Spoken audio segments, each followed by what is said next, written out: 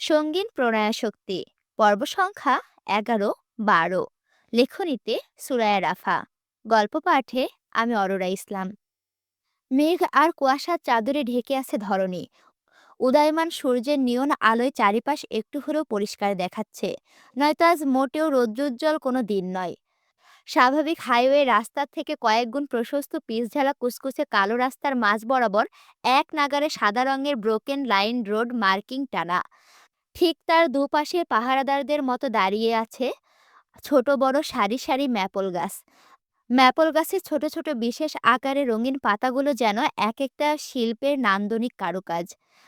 দেখলে মনে হবে রোদহীন মেঘে ঢাকা রাস্তার পাশেই এই লাল ম্যাপল গাছ লিফগুলোই আলো ছড়াচ্ছে পুরো রাস্তা জুড়ে, ইভেন উইদাউট অ্যানি সিঙ্গেল প্যানি।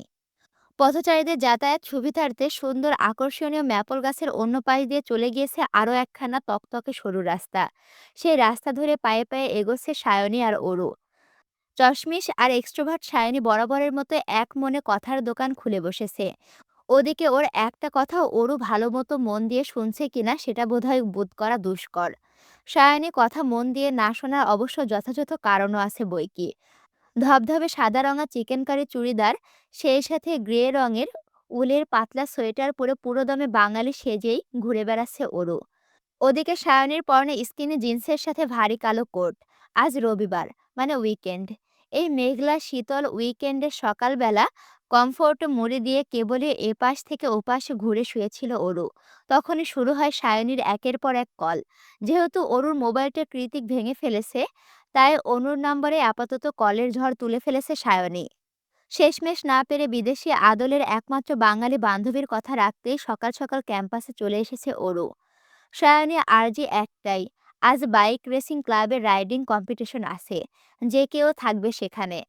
আর সায়নী অরুকে সাথে নিয়ে সেখানে নিয়ে তবেই যাবে। প্রথমে একটু গায়েগুই করলেও পরক্ষণে ক্যাম্পাসে এসে সায়নীর কথা রক্ষার্থে সতর্কতাটা ধরতে পেরেছে অরু। মনে মনে অনেকটা খুশি হয়েছে সায়নীর প্রতি।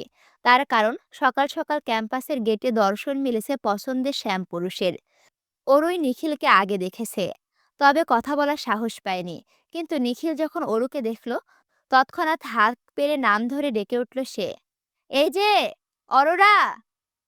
অরুকে আর পায় কে? দ্রুত পেছন ঘুরে সামনে গিয়ে দাঁড়ালো নিখিল ভাইয়ের। অরু কাছে আসতে নিখিল শুধালো, অরোরা তুমি ঠিক আছো? না মানে কালকে ওভাবে। কালকের কথা মনে পড়তে ওর দৃশ্যপটে ভেসে ওঠে নিখিল ভাই আর সেই বিদেশিনীর একান্ত ব্যক্তিগত উপচে পড়া হাসি খুশি মুহূর্তের ঘটনা। কেন এত হাসছিল ওরা দুজন? আর মেয়েটাই বা কে? নিখিল ভাইয়ের বন্ধু? শুধুই কি বন্ধু? অপ্রতিভ কিছু অপরিপক্ক প্রশ্ন আর কিছু অনাকাঙ্ক্ষিত মুহূর্তের কথা মাথায় কড়া নাড়ছে বারংবার, যার দরুন অরুর হাস্যোজ্জ্বল মুখটা চুপসে এইটুকুনি হয়ে গেল মুহূর্তেই। নিখিল ভাইয়ের এতটা আগ্রহী প্রশ্নের জবাবটা আর হাসি মুখে ফুটে দেওয়ার ইচ্ছে জাগলো না মনে। কিন্তু নিখিলের পরবর্তী পদক্ষেপের জন্য তখন একটুও প্রস্তুত ছিল না অরু। ও ভাবেনি এরপর নিখিল যেটা বলবে তাতে ওর এসব অযাচিত ছেলে মানুষই দুশ্চিন্তা হাওয়ায় মিলিয়ে যাবে ক্ষণিকের মাঝে। তবে কথায় আছে না, বাস্তবের চেয়ে ভাবনারা এক ধাপ পিছিয়ে থাকে। সেই সময় তাই হলো। ওরও কথার কোনো জবাব দিচ্ছে না দেখে নিখিল আগ বাড়িয়ে বলল, নেক্সট উইকেন্ডে আমাদের ব্যাচের একটা ছোটখাটো রিসার্চ টিম যাবে পাহাড়ে। বেশি দূরে নয়, কাছেই একদিনের ট্যুর। ফ্রিতে অ্যাডভেঞ্চার আর ঘোরাঘুরির সুযোগটা কেউ মিস করতে চাচ্ছে না। তাই অনেক জুনিয়ররাও যাবে। তুমিও চাইলে যেতে পারো, আমি ব্যবস্থা করে দেব।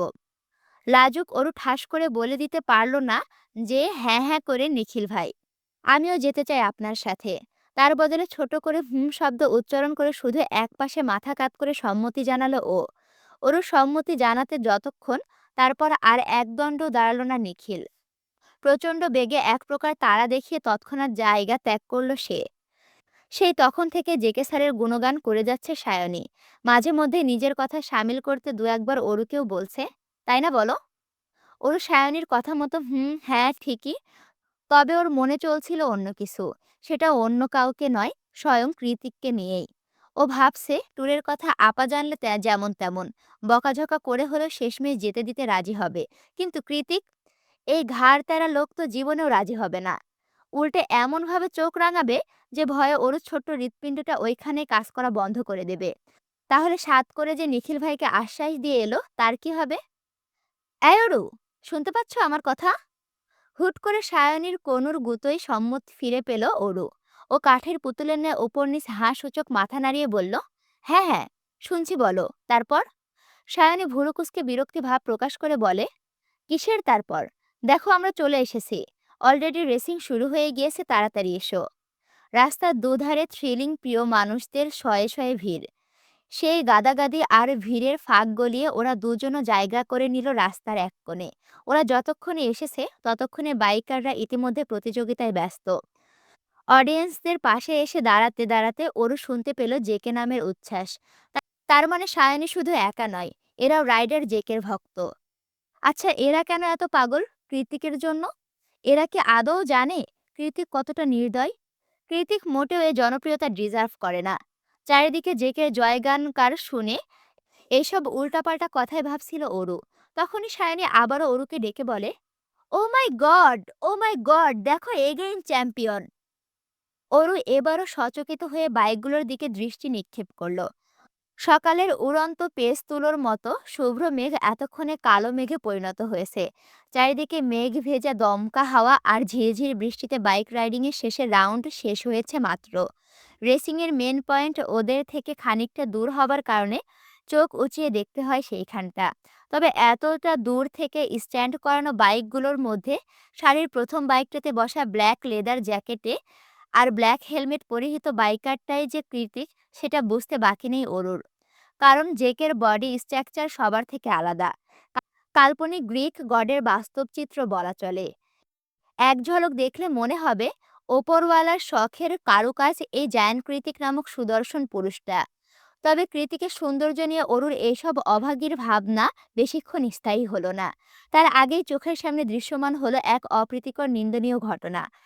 অরুদের থেকে বেশ অনেকটা দূরের রাস্তায় ঠিক মাঝখানে ফেলে অন্য এক প্রতিযোগীকে হকস্টিক দিয়ে ইচ্ছেমতো মারছে কৃতিক। ওর মারের গতিবেগ এতটাই বেশি যে লোকটা উঠে দাঁড়ানোর সুযোগটুকু পাচ্ছিল না পর্যন্ত। কিন্তু এভাবে মারার কারণ কি? ঝিরিঝিরি বৃষ্টি ইতিমধ্যে মৌসুল বারিধারায় রূপ নিয়েছে।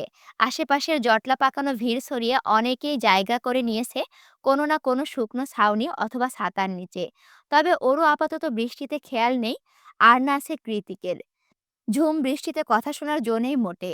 তবুও অরুকে উদ্দেশ্য করে সায়নী চেঁচিয়ে বলল, অরু, দ্রুত চলো, ভিজে যাচ্ছি। কোনো একটা ছাউনি খুঁজে তার নিচে গিয়ে দাঁড়াই। অরুর কান অবধি সে কথা পৌঁছালো কিনা সন্দেহ। আর নাতক ওস কোনো ছাউনির নিচে গিয়ে আশ্রয় নিল, বরং ঝুম বৃষ্টির মাঝে দ্রুত এগিয়ে গেল সামনের প্রশস্ত রাস্তার দিকে। এগিয়ে যেতে যেতে শুনতে পেল অনেকেই বলাবলি করছে, জ্যাকসন নামক বাইকারটা জেকের মায়ের নাম করে কিছু একটা বাজে গালি দিয়েছে। আর তাই লোকটা সেই ছোট্ট একটা গালি দেওয়ার মাসুল চোকাচ্ছে গত আধা ঘন্টা যাবৎ এক নাগারে হকস্টিকের মার খেয়ে। আশ্চর্যের বিষয় হলো কেউ কৃতিককে থামাচ্ছে না পর্যন্ত। এসব দৃশ্য কি এদেশের মানুষের কাছে এতটাই স্বাভাবিক আর উপভোগ্য? দয়ামায়াহীন নির্দয় আমেরিকান। নিজের আক্রোশ দমিয়ে রেখে মনে মনে কথাটা ছাড়ল ওরু। ওদিকে নিজের সর্বশক্তি প্রয়োগ করে জ্যাকসনের শরীরে একের পর এক হকস্টিক ভাঙছে কৃতিক। মারতে মারতে ওর নিজের হাতের অবস্থাও বেগতিক। কিন্তু সেই সবে বিন্দুমাত্র নজর নেই ওর। আপাতত নিজের দমিয়ে রাখা জিদ আর তপ্ত মস্তিষ্কের বহিঃপ্রকাশ ঘটাতে ব্যস্ত ও। কেন যেন মনে হচ্ছে এই মারটা জ্যাকসনের বহুদিনের পাওনা। রেসিং ক্লাবে কৃতিককে টেক্কা দেওয়ার মতো রাইডার যদি কেউ থেকে থাকে, সেটা জ্যাকসন। রাইডিং, স্ট্যান্ডিং সবকিছুতেই বেশ পারদর্শী জ্যাকসন। তবে এ যাবৎ কোনো ম্যাচে জেকে হারাতে পারার জিদটা ভেতরে ভেতরে ওর রয়ে গিয়েছে বারবার। সামনাসামনি বুঝতে না দিলেও নিজ দেশের রেসিং ক্লাবে ফরেনার একটা ছেলের এতটা জনপ্রিয় জ্যাকসন মোটেও সহ্য করতে পারত না। সেই জের ধরে পেছনে পেছনে নানা কৌশলে বিভিন্নভাবে কৃতিকের ক্ষতি করার ফন্দি এঁটেছে বহুবার। তবে একটা স্ট্রং বন্ধু মহল আর কৃতিকের সুকৌশলী বুদ্ধিদীপ্তি মস্তিষ্কের কাছে সেগুলো বরাবরই ফেল করে গেছে। কৃতিক ভালোভাবে জানতো কাজগুলো কে করেছে বা কার দ্বারা ঘটেছে। তবে এসব খুব একটা গায়ে লাগাতো না ও, বরং পিঠ পেছনে দিয়ে যেত একের পর এক কৌশল দাবার চাল। কারণ কৃতিকের কাছে ওর করা ফন্দিগুলো হাস্যকর ঠেকতো বরাবরই, সেই সাথে মারাত্মক ইন্টারেস্টিংও মনে হতো। কারণ কৃতিক, অর্ণব, এলিসা আর সায়র এর থেকেও বড় বড় দাবার চাল চেলে অভ্যস্ত। তবে আজ এই মুহূর্তে জ্যাকসন অস্ফুটে যে শব্দটা উচ্চারণ করেছে তার মূল্য তো কৃতিক ওকে হাড়ে হাড়ে বুঝিয়েই ছাড়বে। আজ মনটা বেশ ফুরফুরে ছিল কৃতিকের। ও জানতোই ক্লাবের কল পাওয়ার সঙ্গে সঙ্গে চলে এসেছিল জোস একটা রাইড করতে। সবার উচ্ছ্বাসে জোয়ার দিতে বাইক রাইডও করেছিল প্রায় 200 কিলোমিটারে আঁকাবাঁকা অমসৃণ রাস্তা, এবং শেষমেশ প্রতিবারের মতো আজও চ্যাম্পিয়ন তমকটা ওর গায়ে লেগেছিল। সবকিছু স্বাভাবিক, কৃতিকের মুডও ঠিকঠাক। তখ- তখনই ব্যর্থতা হঠাতে জ্যাকসন মুখ ফুটে বেরিয়ে আসে অনাকাঙ্ক্ষিত দুটো শব্দ। আচ্ছা, এখানে পুরোটা কি লেখা হবে আমি কিন্তু বুঝতে পারছি না। মানে ময়াকার দিয়ে ৩টা স্টার দেওয়া। মানে ওটা হলো হাইড করা। Fucking bastard! জ্যাকসন নিজেও বুঝতে পারেনি যে কৃতিক কথাটা শুনে ফেলবে। তবে ওর ব্যাড লাক। কৃতিক কথাটা স্পষ্টভাবে শুনতে পায়। ব্যাস, তৎক্ষণাৎ ক্লাবের মধ্য থেকে হকস্টিক এনে উইদাউট এনি ওয়ার্নিং ওকে ইচ্ছামতো মারতে শুরু করে কৃতিক। না নিজে মুখ দিয়ে কোনো একটি শব্দ করছে, আর না জ্যাকসনকে করতে দিচ্ছে। একে একে ওর পিঠে ভেঙেছে 4খানা সরু ধাঁচের মজবুত কাঠের হকস্টিক। তবুও যেন মস্তিষ্কটা শান্ত হবার নাম নিচ্ছে না মোটেই। তবে ওর অশান্ত মস্তিষ্ক খুব বেশিক্ষণ আর অশান্ত রইল না। বেশ খানিকটা পরে চলমান উদ্যপ্ত রাগের বহিঃপ্রকাশে খুব বড়সড় একটা বাদপ্রাপ্ত হলো কৃতিক। খুব পরিচিত আর আপন একটা ঋণঋণে মায়াভরা কণ্ঠস্বর ভেসে এলো কৃতিকের দুই কর্ণকহরে। ওর আক্রমণাত্মক পেশিবহুল বাহু দু হাতে দিয়ে আগলে ধরে উদ্বিগ্ন হয়ে ওরু বলল, কি করছেন? মেরে ফেলবেন নাকি ছেলেটাকে? কৃতিক তড়িৎ গতিতে ঘুরে তাকালো। কেবল পরিচিত নয়, শুধু আপনও নয়, বক্ষপিঞ্জরের গহীনে লুকিয়ে রাখা আকাশসম অনুভূতির ছড়াছড়ি। আর অজানা বেসামার উন্মাদনা, যে মেয়েটাকে নিয়ে বয়স সম্পর্ক কিছুরই মাথা ছেয়ে বছর 30-এর হৃদয়টা যার অনুপস্থিতিতে আনচান করে, যাকে দেখলে সবার অগোচরে অবাধ্য অপ্রতিরোধ্য ইচ্ছেরা মাথাচাড়া দিয়ে ওঠে বারংবার, এখন সেই মুহূর্তে সেই পিচ্চি অষ্টাদশীকে দেখেই মস্তিষ্কে হলহলিয়ে বইতে থাকা জ্বলন্ত আগ্নেয়গিরির লাভাটা মুহূর্তে দপ করে নিভে গেল জায়ান্ট কৃতিকের। ধরণীতে ঝুম বৃষ্টি তখনও একই গতিতে বহমান। অরুর চোখ নাক ঠোঁট সবকিছু চুইয়ে চুইয়ে গড়িয়ে যাচ্ছে বৃষ্টির কণারা। সাফেদ রঙা চুড়িদার ভিজে একাকার। ঠান্ডার তোপে তীর তীর করে কাঁপছে সরু চিবুক আর গোলাপি রঙের ওষ্ঠাধর। বৃষ্টি ভেজা অরুকে দেখে কয়েক মুহূর্তের জন্য থমকে গেল কৃতিক। সব ছেড়ে হুট করে রাগ হতে লাগলো ওর বহমান বৃষ্টি কণাদের ওপর। যেগুলো ও আজ পর্যন্ত ছুঁয়ে দেখতে পারল না, সেগুলো কিনা বৃষ্টির কণারা এত সহজে ছুঁয়ে দিচ্ছে। আশ্চর্য! বৃষ্টির সাথে কৃতিকের ক্রোধ বেশিক্ষণ টিকল না বইকি। কারণ তার আগে ওরও আবারও কথা ছুড়ল ওর প্রাণে। কেন এভাবে মারছেন ওনাকে? আপনার দয়া মায়া নেই? অরুর কথায় কৃতিক পেছনে ঘুরল। দেখলো একটা বিশ্রী কপট হাসি ঝুলিয়ে অরুর দিকে তাকিয়ে আছে জ্যাকসন। জ্যাকসনের হাসিটা চোখে পড়তে এতক্ষণে ভ্রম ছুটে গেল কৃতিকের। ও তৎক্ষণাৎ ক্ষিপ্ত দৃষ্টি নিক্ষেপ করলো অরুর দিকে, যেন চোখ দিয়ে ঝলসে দেবে অরুকে। কৃতিকের অগ্নিমূর্তি দেখে অরু আড়ালে শুষ্ক ঢোক গিলে থেমে গেল। কৃতিক চোয়াল শক্ত করে বলল, তুই এখানে কি করছিস? কে নিয়ে এসেছে তোকে? কৃতিকের কপাল জুড়ে হাজারো চিন্তার ভাঁজ। অরু এবার পুরোপুরি নিশ্চুপ। মানবতা দেখাতে গিয়ে যে নিজেই ফেঁসে গিয়েছে, এতক্ষণে তা বোধগম্য হলো ওর। কৃতিক কিছু একটা ভেবে ক্লাবের একজনকে দিয়ে একটা হেলমেট আনালো। তারপর ওটা অরুকে পরিয়ে দিয়ে বাইক স্টার্ট দিতে দিতে বলল, দ্রুত বাইকে ওঠ। অরু করুণ দৃষ্টিতে জ্যাকসনের দিকে তাকিয়ে মিনমিনিয়ে বলল, ওনাকে এভাবে ফেলে রেখে, না মানে যদি কিছু হয়ে যায়? ওর ব্যবস্থা প্রত্যয় করবে, আমি বলে দেব, তুই ওঠ। বৃষ্টির মাঝে চারিদিকে তাকিয়ে সবাইকে একবার পর্যবেক্ষণ করে নিল অরু। আশেপাশে যত মানুষ যে যেখান থেকে পারছে ওদের দিকে তাকিয়ে আছে। সবাই নিশ্চয়ই অরুর ওপর বেজায় চটে গিয়েছে, কিন্তু এই মুহূর্তে ওর হাতে কিছুই নেই। এখন কথা না শুনলে নির্ঘাত ওখানে দাঁড়িয়ে কৃতিকের হাতে মার খেতে হবে। তাই অপরাগ অরু চুপচাপ উঠে পড়ে বাইকের ব্যাক সিটে। মেয়েদের মতো করে কাচুমাচু হয়ে বসেছে ও। তখনই নিজের হেলমেট পরাতে পরাতে কৃতিক বলে, ধরে বস। অরু খুব সংকোচে কৃতিকের জ্যাকেটটা একটু খামচে ধরে, কিন্তু বাইক তার জায়গা পরিবর্তন করতে ও এক প্রকার হুমড়ি খেয়ে পড়ল কৃতিকের পিঠের ওপর। ধরে বসতে বলছি না? কৃতিকের ধমক খেয়ে এবার সত্যি ওর কাঁধে হাত রাখলো অরু। অরুর হাতের আর কানের ছোট্ট অলংকারগুলো থেকে রিনঝিন আওয়াজ হচ্ছে। খুব কাছাকাছি বসাতে সে আওয়াজ সোজা গিয়ে কৃতিকের হৃদয়ে লাগছে। সেই সাথে অরুর বৃষ্টি ভেজা চুল আর শরীর থেকে ভেসে আসা মেয়েলি সুঘ্রাণে কেন যেন ওর দম বন্ধ হয়ে আসছে। ইচ্ছে করছে অরুকে একান্তে কাছে পেতে, খুব কাছে। যতটা কাছাকাছি এলে অরু আর কৃতিকের মাঝে সেন্টিমিটার দূরত্ব ও খুঁজে যাবে, ঠিক ততটা। কিন্তু এই মুহূর্তে সেটা সম্ভব নয়। আর না অরুকে এত কাছে বসিয়ে চুপচাপ বসে থাকা সম্ভব। তাই মনের মধ্যে একান্ত গোপনে বেড়ে ওঠা অবাধ্য বাসনাগুলোকে দূর করার উদ্দেশ্যে রাইড করতে করতে নীরবতা ভাঙে কৃতিক একটু আগের সে গমগমে রাগী আওয়াজ পরিবর্তে নরম আওয়াজে অরুকে শুধায়, আচ্ছা অরু, আমি যে এতগুলো বছর দূরে ছিলাম তোর আমাকে মনে পড়েনি কখনো? কৃতিকের কথার পিঠে অরু কি উত্তর দেবে ঠিক বুঝে উঠতে পারল না। কারণ কৃতিক যখন দেশ ছাড়ে তখন অরু নিতান্তই বাচ্চা মেয়ে। কতই বা বয়স হবে, 10 কি 11। অরু নিশ্চুপ দেখে কৃতিক আবারও শুধায়, বাবার মৃত্যুতে যখন গিয়েছিলাম তুই আমাকে দেখেছিলি? এবার অরু সময় নষ্ট না করে উত্তর দিল, কি করে দেখব, আপনি তো বাড়িতে যাননি। কৃতিক জবাবে একটু বাঁকা হেসে বলল, আমি কিন্তু তোকে দেখেছি। ঠিক আজকের মতোই একটা সাদা ড্রেস পরেছিলি। তোর মা আমার বাবার জন্য কাঁদছিল খুব। তুই আর তনু তার পাশে দাঁড়িয়েছিলি। কৃতিকের কথায় ওরও চমকালো। কারণ ওর দেওয়া একটা বর্ণনাও ভুল নয়। ওরও জিজ্ঞেস করতে ইচ্ছে করল, আপনি কি করে দেখলেন? কিন্তু ও জিজ্ঞেস করতে ভয় পাচ্ছে। পাছে না আবার কৃতিক রেগে গিয়ে এই বৃষ্টির মাঝে ওকে বাইক থেকে নামিয়ে দেয়। ওদিকে অন্তহীন কৌতূহলগুলো মাথার উপর কিলবিল করছে অযথায়। তবুও জিজ্ঞেস করার সাহস নেই। কি বলতে কি বলবে, আবার রেগে মেগে আগুন হয়ে যাবে। তার থেকে চুপচাপ থাকাই শ্রেয়। অরুর কুলহীন ভাবনার মাঝে মাঝ রাস্তায় বাইকের ব্রেক কষল কৃতিক। কৃতিকের এহেন কাণ্ডে অরুর আত্মা শুকিয়ে কাঠ হয়ে এলো। মনে মনে ভাবছে, এই রে, চুপ থেকেও ভুল করলাম নাকি? এই ঝুম বৃষ্টিতে মাঝ রাস্তায় গেট আউট বলে নামিয়ে দিলে কোথায় যাব আমি? কি হলো নাম? কাঁধ হালকা পেছনে ঘুরিয়ে বলে ওঠে কৃতিক। জবাবে অরু মুখ চোখ কালো করে বলল, না মানে এই বৃষ্টির মাঝে। অরু কথা শেষ করার আগে কৃতিক বলে, হ্যাঁ, বৃষ্টির জন্যই তো। সামনে কিছু দেখা যাচ্ছে না। তার ওপর এত ভিজলে জ্বর চলে আসবে নিশ্চিত। না না, আমি ঠিক আছি। আমি তোর কথা বলিনি, আমার কথা বলেছি।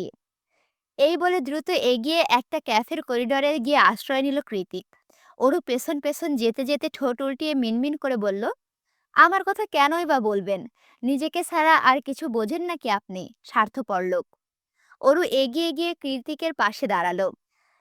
বৃষ্টি আর বাতাসের গতি এতই বেশি, দেখলে মনে হবে দিন দুপুরে রীতিমতো ঝড় শুরু হয়ে গিয়েছে।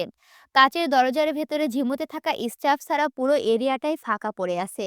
চারিদিকে চোখ বুলাতে বুলাতে অরুর চোখ পড়ল কৃতিকের হাতের দিকে। বৃষ্টি আর রক্ত একাকার হয়ে টুপটুপ করে হাত দিয়ে ঝরে পড়ছে রক্ত ভেজা পানি।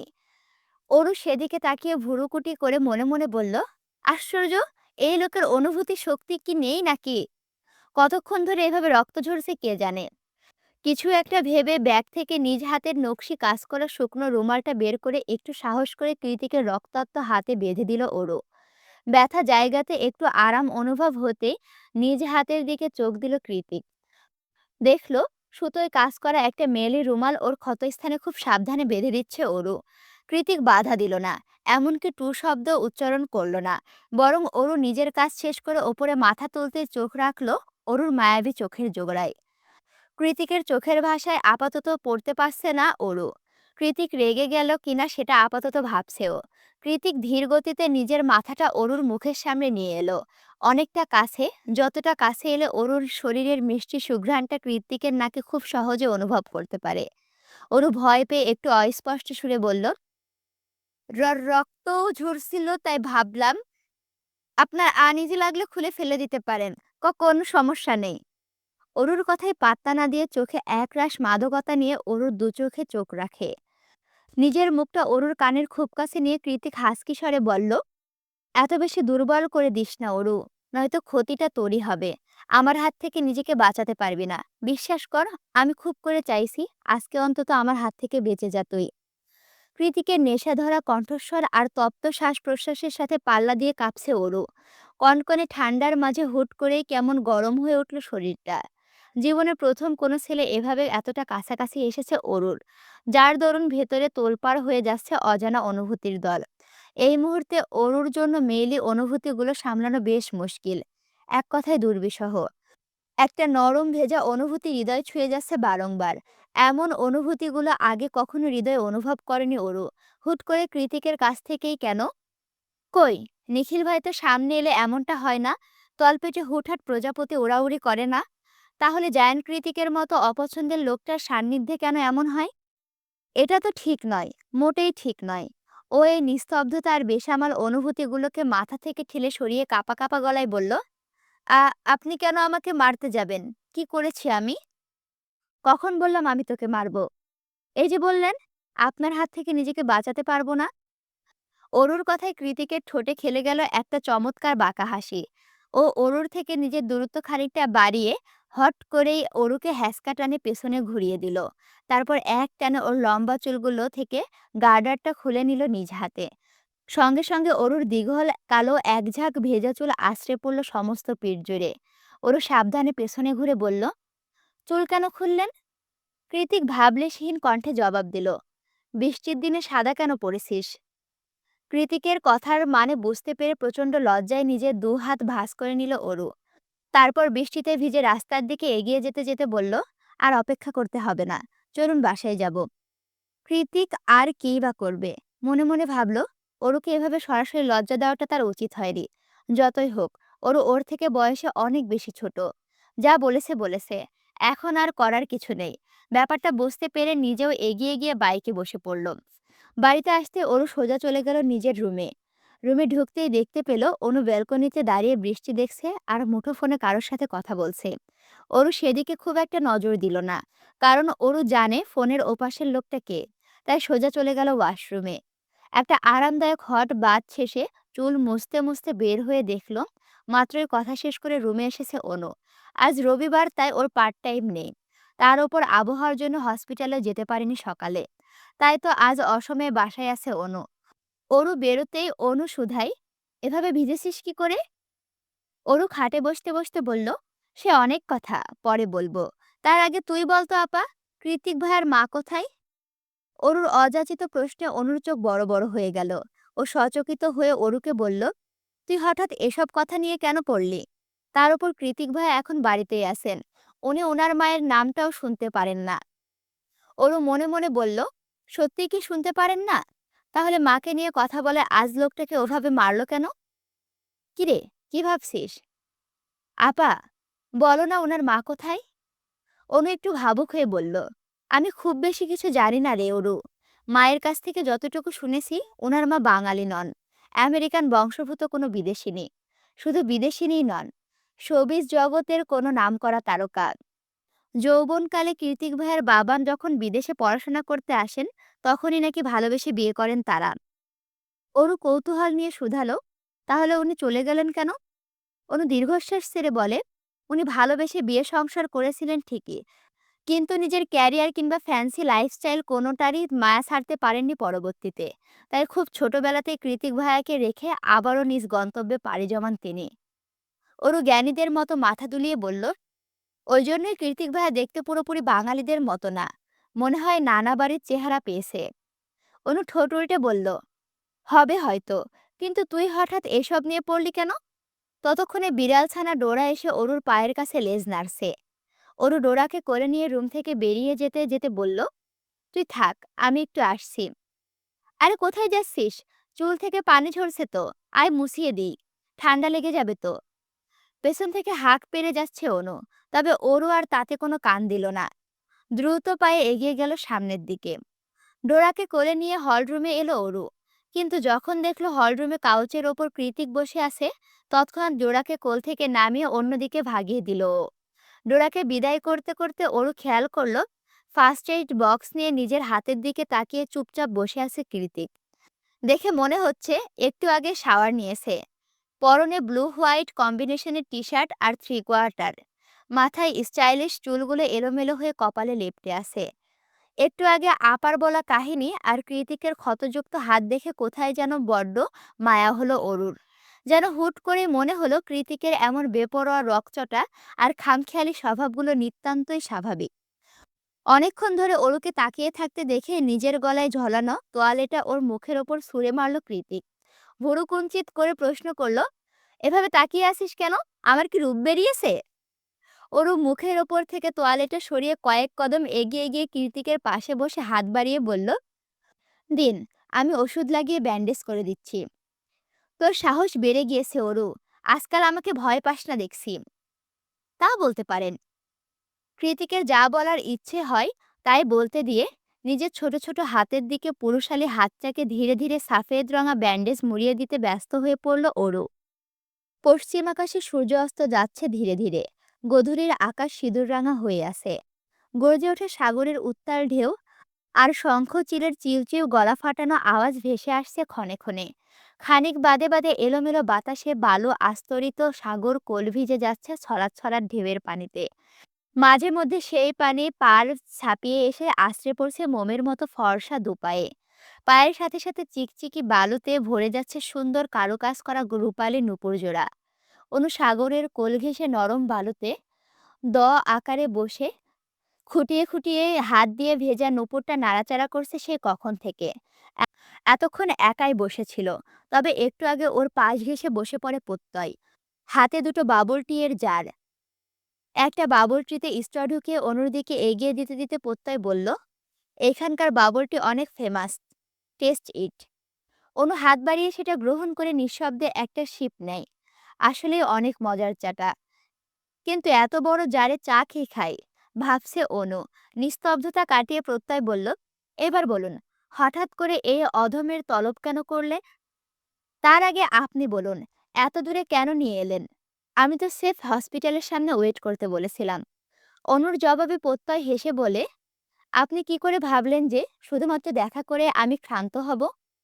প্রত্যয়ের কথার জবাবে অনু একটু ব্যথাতুরু হেসে বলল, আমার জীবনটা সামনে থেকে দেখতে যতটা সহজ আর সাবলীল মনে হয়, ততটাও সহজ নয় প্রত্যয় সাহেব।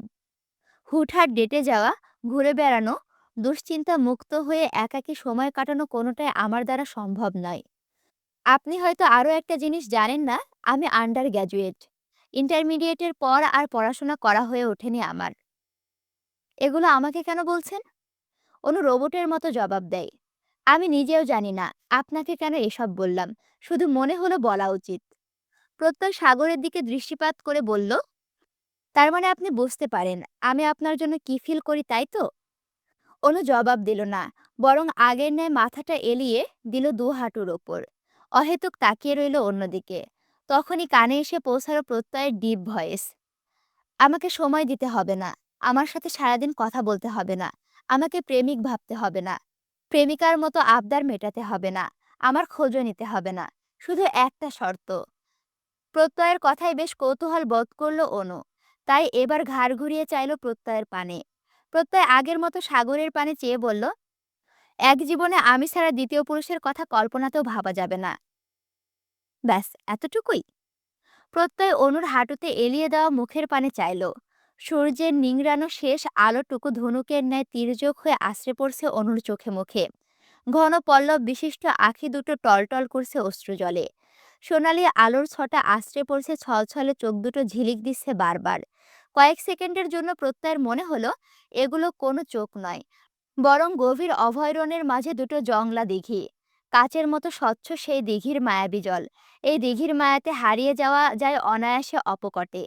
প্রত্যয় নিজেকে হারিয়ে ফেলল অনুর দিঘির মতো টলটলে চোখে। অতঃপর অনুর প্রশ্নে আস্তে করে জবাব দিল, হুম, ব্যাস এইটুকুই। অনু এবার স্বার্থপরের মতো বলল, বিপরীতে আমি কি পাবো? যা চাইবেন তাই। অনু আড়ালে চাপা নিঃশ্বাস ছেড়ে বুক ভরে সাগরের পাড়ে স্নিগ্ধ বাতাস ভেতরে টেনে নিয়ে কিছুক্ষণ চুপ করে বসে রইল। তারপর জিভ দিয়ে নিজের শুকনো অধর ভিজিয়ে বলল, আমি আপনার শর্তে রাজি আছি প্রত্যয় সাহেব। বিনিময়ে আমারও যে কিছু চাই। কি চাই? আমার মাথায় একটু হাত বুলিয়ে দিবেন এখন এই মুহূর্তে। অনুর মুখশ্রী জুড়ে অসহায়ত্বের ছাপ সুস্পষ্ট। খুব অল্প বয়সে অনেক বেশি ভারী দায়িত্ব বহন করতে হয়ে ক্লান্ত মেয়েটা। অথচ এত কিছুর পরেও দিন শেষে নিজের ছেলে মানুষই, নিজের আবদার কোনোটাই তুলে ধরার জায়গা নেই ওর। মা বোন থেকেও পৃথিবীর বুকে বড্ড একা এ অনু। ওর স্নেহের প্রয়োজন। দিন শেষে ক্লান্ত শরীরটাকে আগলে রাখার জন্য দুটো বাহুর প্রয়োজন। আর এই মুহূর্তে ও সেটাই চায়, অন্য কিছু নয়। না কোনো শারীরিক চাহিদা, না কোনো কমিটমেন্ট, না সারপ্রাইজ, না কোনো আয়োজন, কিচ্ছু না। শুধু ওর একটা বাহুডোর আর একটুখানি স্নেহের পরশ প্রয়োজন। আশ্চর্যজনক হলেও প্রত্যয় অকপটে তা দিতে সায় জানালো। তৎক্ষণাৎ ওপর নিচ মাথা দুলিয়ে অনুকে নিজের বাহুডোরে আবদ্ধ করে নিল সে। পরম আবেশে এক হাত বুলিয়ে দিল অনুর মাথায়। আর তারপর আরো খানিকটা গভীরভাবে ছুঁয়ে দিল ওর ছোট্ট কপালটিকে। কপালের মাঝ বরাবর একটা উষ্ণ আর গভীর চুমু এঁকে দিয়ে তবেই ক্ষান্ত হলো প্রত্যয়। তখনও সাগরের ঢেউয়ের তালে তাল মিলিয়ে বাড়ছিল অনুর কান্নার গতিবেগ। ড্রেসিং টেবিলের সামনে মুখ কালো করে অসহায়ের মতো বসে আছে অরু। ওর ঠিক সামনে বসে খুব মনোযোগ দিয়ে দক্ষ হাতে সুন্দর ফর্সা গালে একে একে প্রাইমার, ফাউন্ডেশন, কনসিলার, ব্লাশ আর হাইলাইটারের আস্তরণ লাগিয়ে যাচ্ছে এলিসা। ওর মেকআপ বলতে ওই সানস্ক্রিম আর লিপস্টিক ছাড়া তেমন কিছু ব্যবহার করেনি কখনো। করতে যে খুব ভালো লাগে তেমনটাও নয়। আচ্ছা, তোমাদের কাছে একটা গোপন কথা বলি, বুঝছো?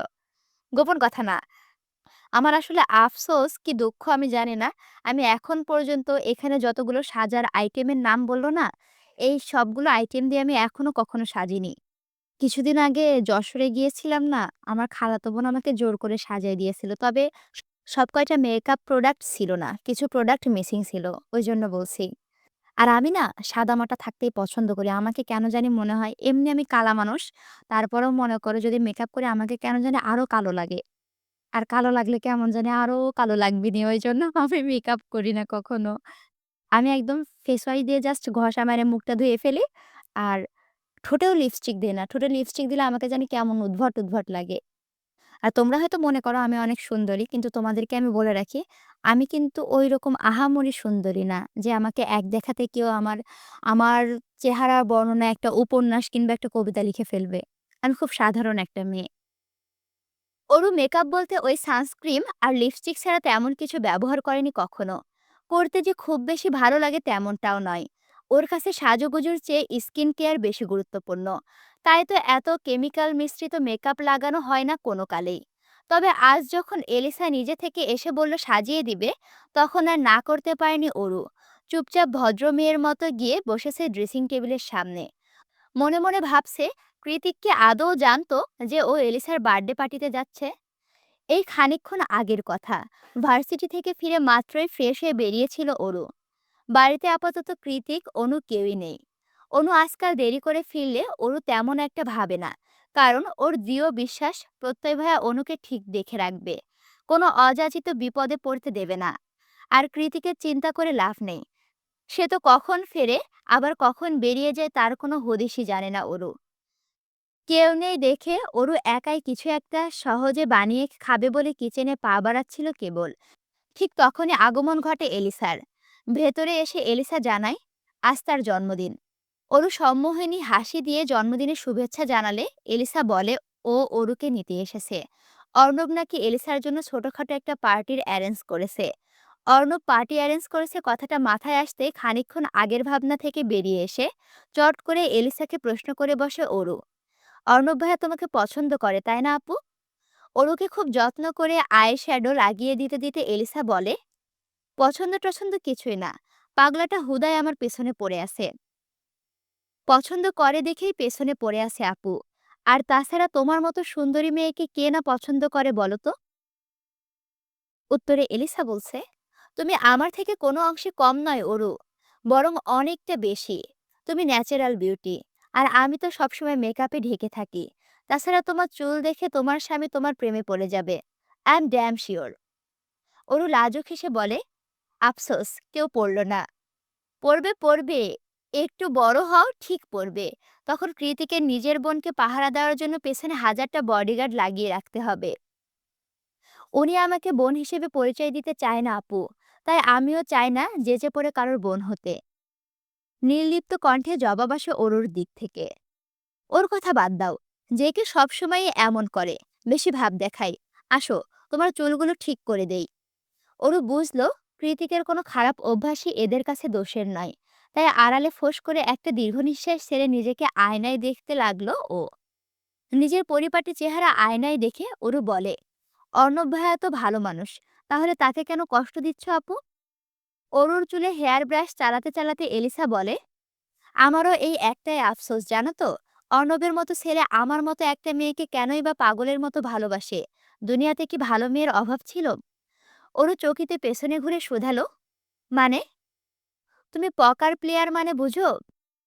অরু অজ্ঞাতদের মতো এদিক ওদিক মাথা নাড়ালো। জুয়া চেনো নিশ্চয়ই, কার্ড দিয়ে যে খেলে। একটা শুষ্ক ঢোক গিলে অরু এবার হ্যাঁ সূচক মাথা নাড়িয়ে বলে, হ্যাঁ, টিভিতে দেখেছি। আমি ওইটাই খেলতাম অরু। ইভেন যেমন তেমন নয়।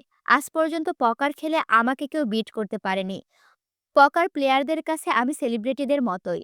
ওরা আমার একটা অটোগ্রাফের জন্য তৃষ্ণার্ত চাতকের মতো অপেক্ষা করে থাকে। আর যে সেটা একবার পেয়ে যায়, তার ডিমান্ডও বেড়ে যায়। ওরও পেছনে ঘুরে এলিসার হাত ধরে বলল, আপু, এটা তো খারাপ কাজ। তাহলে তুমি বেরিয়ে আসছো না কেন? এলিসা জোরপূর্বক হেসে জবাব দেয়, আমি ছাড়তে চাইলেও এই বিভীষিকাময় খেলার জগৎ আমার পিছু ছাড়ছে না অরু। সফটিকের লাল নীল সবুজ আলোয় ঝিকমিক করছে পুরো হলরুমটা। কিছু কিছু নজরকাড়া লাইট সফট মিউজিকের তালে তালে জ্বলছে, আবার নিভছে। আর্টিফিশিয়াল বেবি পিঙ্ক কালারের থিমটা ভালোই মানিয়েছে লাইটিং এর সাথে। এক কথায় চোখ ধাঁধানো ব্যাপার স্যাপার। হলরুমটা মানুষ দ্বারা পরিপূর্ণ, বেশিরভাগই জোড়ায় জোড়ায়। তবে এত এত চিকচিক আলো কারোরই মুখ দেখা বা চেনার জো নেই। না এই মুহূর্তে ওরও কারো মুখ দেখার মতো অবস্থায় আছে। এর কারণ, ওর দৃষ্টি আড়ালে কত শক্ত চোয়াল আর অগ্নিদৃষ্টি নিক্ষেপ করে তাকিয়ে আছে কৃতিক। দেখে মনে হচ্ছে পাবলিক প্লেস না হলে এই মুহূর্তে খুব বড়সড় সিন ক্রিয়েট করতো সে। ওরও মাথা নিচু করে দাঁড়িয়ে আছে। এলিসা ওকে রেখে কই যে উধাও হয়ে গেল সেটাই ভাবছে আপাতত। চুপ করে থাকিস না অরু, কথা বল। আমাকে না জানিয়ে এখানে কোন সাহসে এলি তুই? কৃতিকের আকস্মিক ধমকে ওরও মাথা তুলল। একটা ব্ল্যাক ভেলভেটের পার্টি জ্যাকেট পরে আছে কৃতিক। ঘাড় অবধি চুলগুলো জ্যাকেটের সাথে ম্যাচিং করে সেট করা। মনে হচ্ছে কোনো হেয়ার স্টাইলিস্টের সূক্ষ্ম হাতের কাজ এটা। তবে তবে কৃতিককে যতটা ড্যাশিং লাগছে, ওর সুন্দর হ্যান্ডসাম রাগী চেহারাটা দেখতে ততটাই ভয়ানক লাগছে। সুন্দর বড় বড় চোখ দুটি যেন জ্বলন্ত অঙ্গার। ওরও ভেবে পায় না ও করেছেটা কি। এলিসা নিতে গিয়েছে দেখেই তো এলো। তাহলে এত রাগের কি আছে? আর সব ব্যাপারে কেন কৃতিককে জানাতে হবে? কি হয় কৃতিক ওর? এরকম শাসন করার মতো এতটাও তো ক্লোজ নয় ওরা। তাহলে? মনে মনে কৃতিকের ওপর খুব বিরক্ত হলো ওরও। অজানা কারণে জিভটা নিম পাতার মতো তেতো ঠেকলো ওর। তাই ইচ্ছে করে মনটা পালন করলো কৃতিকের হাজারটা প্রশ্নের জবাবে। অরু, আমাকে রাগাস না। তুই এখানে কি করছিস? আমাকে এভাবে না জানিয়ে আর কোথায় কোথায় যাস তুই? কি হলো, জবাব দে। অরু চুপ রইল এবারও। কিন্তু কৃতিক আর নিজের রাগ সংবরণ করে রাখতে পারল না। পকেট থেকে হাত বের করে চেপে ধরল অরুর নরম চিকন হাতটা। তৎক্ষণাৎ পেছন থেকে কথা ছুড়ল এলিসা, কি করছিস জেকে? কৃতিক অরুর সমেত এলিসার সামনে গিয়ে দাঁড়িয়ে দাঁতে দাঁত চেপে বলল, ওকে এখানে নিয়ে এসে কাজটা তুই একদম ঠিক করিসনি এলিসা। তুই ভালো করে জানিস আজকে পার্টির পেছনে আমাদের অন্য উদ্দেশ্য আছে। আর সেখানে তুই আমার দুর্বলতা টেনে নিয়ে এলি। ভাই! এলিসা লম্বা একটা শ্বাস টেনে অরুকে কৃতিকের থেকে ছাড়িয়ে বলল, যদি কিছু হয় সেটা আমার সাথে হবে, ওরুর সাথে নয়। তাছাড়া কিছু যে হবে তাও তো শিওর না। তাহলে আমার বার্থডেটাকে নর্মাল বার্থডে পার্টি কেন ভাবতে পারছিস না? আর সবচেয়ে বড় কথা, ওরু ছোট বাচ্চা নয়।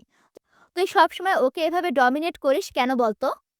কৃতিক তীক্ষ্ণ কণ্ঠে জবাব দিল, কারণ ও আমার। বলা হয়েছে, এবার আমরা আসছি। এলিসা কিংবা ওরু কেউই কৃতিকের কথায় খুব একটা গুরুত্ব না দিয়ে ওখান থেকে চলে গেল। দুহাত মুষ্টিবদ্ধ করে রেখে পেছন থেকে বিড়বিড়িয়ে কৃতিক বলল, সাবধানে Elisa, she is my heartbeat. পার্টিতে অনাকাঙ্ক্ষিত কিছুই ঘটেনি, বরং সবাই জমিয়ে আনন্দ করেছে। কেক কেটেছে, খাওয়া দাওয়া হয়েছে, হই হুল্লোড় করে অনেক সময় অতিবাহিত করেছে। পুরোটা সময় অরুকে সাথে সাথে রেখেছে এলিসা, সেই সাথে চোখে চোখ রেখেছে অন্য আরেকজন। আজ প্রথমবার কৃতিক বোধ করলো ও খুব দুর্বল হৃদয়ের। অন্তত অরুর ক্ষেত্রে তো তাই। পুরো পার্টিতে ঘুরে ফিরে ওর চোখ দুটো অরুতেই নিবদ্ধ ছিল। কয়েক সেকেন্ডের জন্য যদিও ওরও চোখের আড়াল হয়েছে, তো কৃতিকের মনে হচ্ছিল এই বুঝি দুশ্চিন্তায় ব্যাকুল হৃদয়টা এক্ষুনি ব্লাস্ট করবে। কিন্তু এখন এই মুহূর্তে কৃতিক নিশ্চিন্তেই ডিভানে গা এলিয়ে দিয়ে ড্রিঙ্ক করছে। কারণ ওরও ওর চোখের সামনে বসে আছে। যদিও ওদের মাঝে দূরত্ব বেশ অনেকটা, তবুও চোখের সামনে তো আছে। কৃতিক যখন নির্বিঘ্নে বসে বসে এইসব ভাবছিল, তখনই বল ডান্সের ঘোষণা করা হয়। পশ্চিমা সংস্কৃতিতে বল ডান্স খুবই জনপ্রিয়। আজকাল বাংলাদেশেও বিভিন্ন পার্টি কিংবা অনুষ্ঠানে কপত কপতিদের বল ডান্সের আয়োজন করা হয়। কিন্তু ওরও কিভাবে নাচবে? একে তো পার্টনার নেই, তার ওপর বোকার মতো জর্জেটের শাড়ি পরে এসেছে। তাই বসে বসে সবার পারফরমেন্স দেখতে লাগলো ও। ঠিক তখনই কৃতিকের দৃষ্টি আড়াল করে ওরুর সামনে এসে দাঁড়ালো সায়র। রাজকুমারদের মতো করে মাথাটা হালকা নুইয়ে ডান হাত বাড়িয়ে দিয়ে অরুকে শোধালো, let's have a dance. Aru না করতে চাইলো, কিন্তু না করাটা মূর্খতার লক্ষণ। সবার সামনে না করলে সবাই ওকে আনস্মার্ট ভাববে। তাছাড়া সায়রও অনেকটা লজ্জিত হবে। সেই ভেবে ও নিজেও হাত বাড়ালো বল ডান্সের উদ্দেশ্যে। তবে সায়রের হাতের মাঝে আর হাত রাখা হলো না ওর। তার আগে মসৃণ হাতটা ঈগলের মতো ছোঁ মেরে নিজের হাতে নিল কৃতিক। সায়রকে ইচ্ছে করে ধাক্কা মেরে দাঁড়িয়ে পড়ল অরুর সামনে। হুট করে, একদম হুট করে চোখের পলকে ঘটনাটি ঘটায়। কিছু ঠাহর করতে পারল না অরু। শুধু দেখতে পেল ওর হাতটা সায়র নয়, কৃতিক ধরে আছে। অরু সচকিত হয়ে কিছু বলতে চাইল, তবে আর ফুসসত দিল না কৃতিক। টেনে নিয়ে গেল বল ডান্সের স্টেজে। অরুর এক হাত নিজের কাঁধে রেখে নিজের শক্ত হাতটা ছোঁয়ালো অরুর লতানো কোমরে। অন্য হাতে ঢুকিয়ে দিল অরুর পেঁচানো আঙুলের ভাঁজে। বল ডান্সের মঞ্চটা ছিল পুরোপুরি অন্ধকার। ফেয়ারি লাইটের ম্যাজিক্যাল আলো ছায়ায় কোনো কিছুই খুব ভালো করে দেখা যাচ্ছে না। ওরও দেখতে পেল না। কৃতিকের আগুন ঝরা চোখ জোড়া ও শরীরে স্পর্শ পেয়ে মুহূর্তে কতকটা কামুকতায় ডুবে গিয়েছে। ব্যাকগ্রাউন্ডে যখন সবার প্রিয় বাংলা গানের দুটো লাইন বাজছিল, হালকা হাওয়ার মতন চাইছি এসো এখন, করছে তোমায় দেখে অল্প বেইমানি মন, বাঁধবো তোমার সাথে আমি আমার জীবন। ওরা দুজনও তখন সফট মিউজিকের তালে তাল মিলিয়ে পা মেলাচ্ছে নির্দ্বিধায়।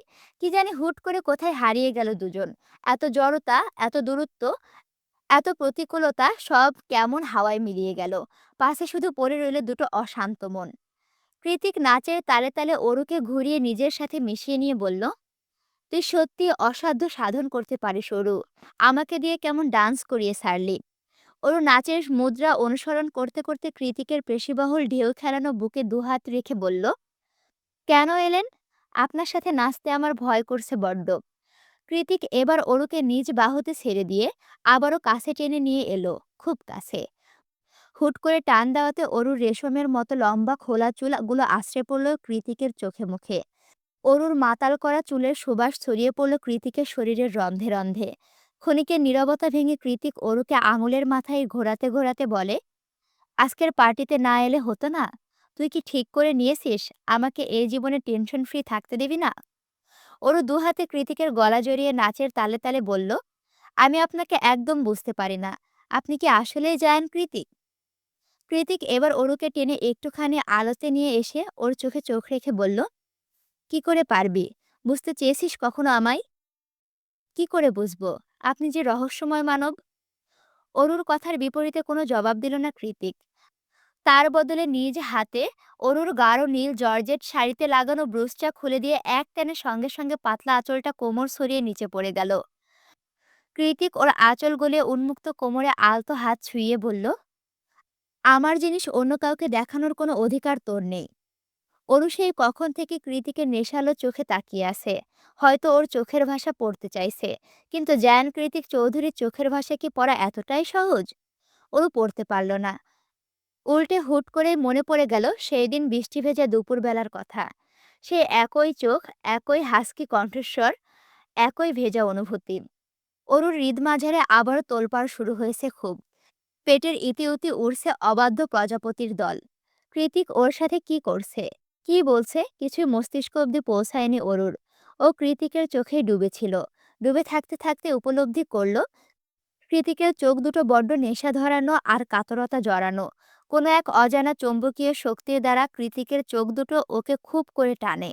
হৃদয়টা বেসামাল করে তোলে বারবার। কিন্তু কি এমন আছে ওই ভাসমান গোল গোল চোখে? ভেবে পায় না অরু। অরু! কৃতিকের হঠাৎ ডাকে কম্পিত হয়ে উঠল অরুর শরীর। নিজের হুঁশ খেয়ালে ফিরে পেয়ে কোথায় যাবে, কি করবে কিছু বুঝে উঠতে পারল না খানিকক্ষণ। এখনো কৃতিকের বাহুতে সিটিয়ে আছে অচল শরীরটা। চোখ মুখ লজ্জায় রক্তবর্ণ ধারণ করেছে। কপালে বসানো স্টোনের বিন্দির আশেপাশে বিন্দু বিন্দু ঘামের ছড়াছড়ি। কার চোখের দিকে এতক্ষণ তাকিয়েছিল ও? কৃতিকের, যে কিনা সম্পর্কে ওর মায়ের সৎ ছেলে। ছিছি! কৃতিক নিজেও এই মুহূর্তে কৌতূহলী আর প্রশ্নসূচক দৃষ্টি নিক্ষেপ করে তাকিয়ে আছে ওর পানে। ওরও এক ঝলক কৃতিকের ফর্সা ড্যাশিং চেহারার দিকে তাকিয়ে শুষ্ক ঢোক গিলে বিড়বিড়িয়ে বলল, দয়া করে এভাবে তাকাবেন না। আমার কেমন যেন লাগে। আপনি যতই সুদর্শন হন না কেন, এটা কখনোই সম্ভব নয়। নিজের মনে কিছু একটা বলে কৃতিকের থেকে নিজেকে ছাড়িয়ে দৌড়ে ওই স্থান ত্যাগ করে চলে গেল অরু। পেছনে কৃতিকের জন্য শুধু খুলে পড়ে রইল অরুর এক পায়ের চিকন রূপালী নূপুর।